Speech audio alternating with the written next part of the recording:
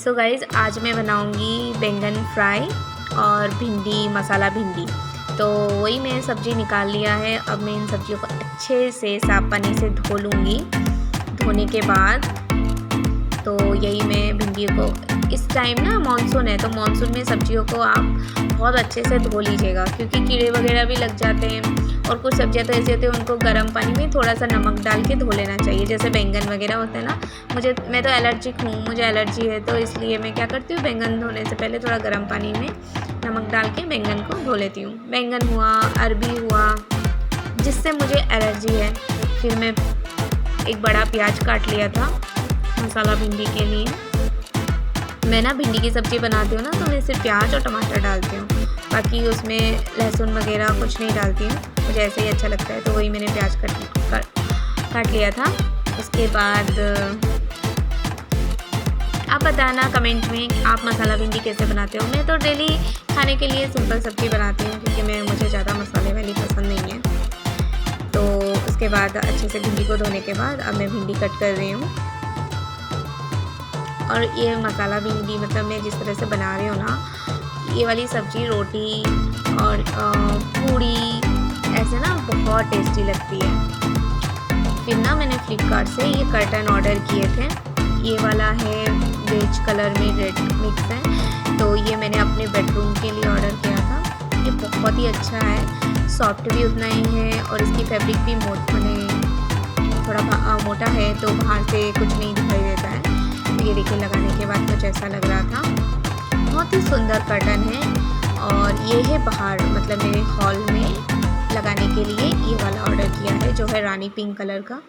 और ये मुझे बहुत सुंदर लगा, क्योंकि लगाने के बाद जो लुक आ रहा था ना, आप खुद ही देख लीजिए। और बहुत ही सॉफ्ट है, बेडरूम वाले से ज़्यादा ये सॉफ्ट है।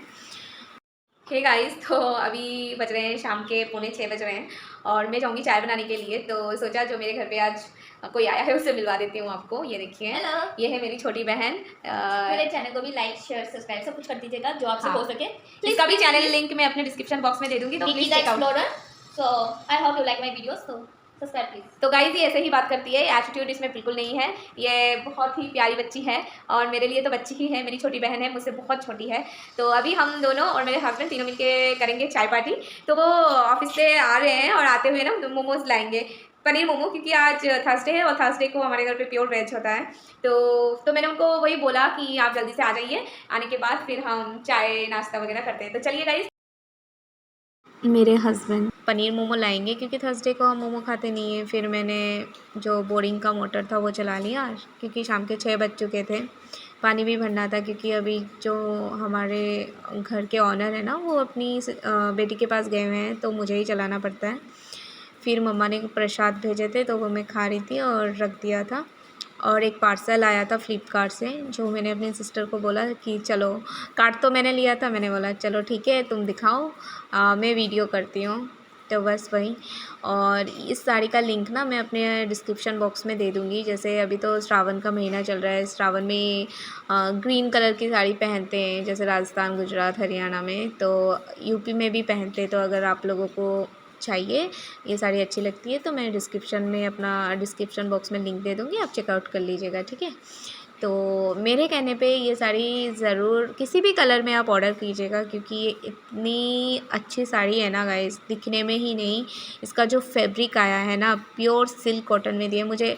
मतलब मैंने बिल्कुल एक्सपेक्ट नहीं किया था कि इस प्राइस में फ्लिपकार्ट से मुझे इतनी अच्छी क्वालिटी की साड़ी मिल जाएगी। तो बिल्कुल भी कहीं से भी धागा नहीं निकल रहा था, इतनी अच्छे से फिनिशिंग की हुई थी इस साड़ी की, मैं क्या बताऊँ आपको। एकदम लाइट शेड में ग्रीन कलर की साड़ी है ये, और बहुत ज़्यादा सुंदर साड़ी है ये। आप किसी भी शादी पार्टी, इंगेजमेंट पार्टी में ऐसी साड़ी पहन सकते हैं। तो ये देखिए, तो मैंने ये साड़ी अभी मंगवाई है, सामने ही मेरी कज़िन सिस्टर की ना इंगेजमेंट है। तो और सामने तो दुर्गा पूजा भी आने वाला है, दिवाली है, तो अभी से आप जितनी साड़ियाँ मंगवा के रेडी कर सके तो कर लीजिएगा।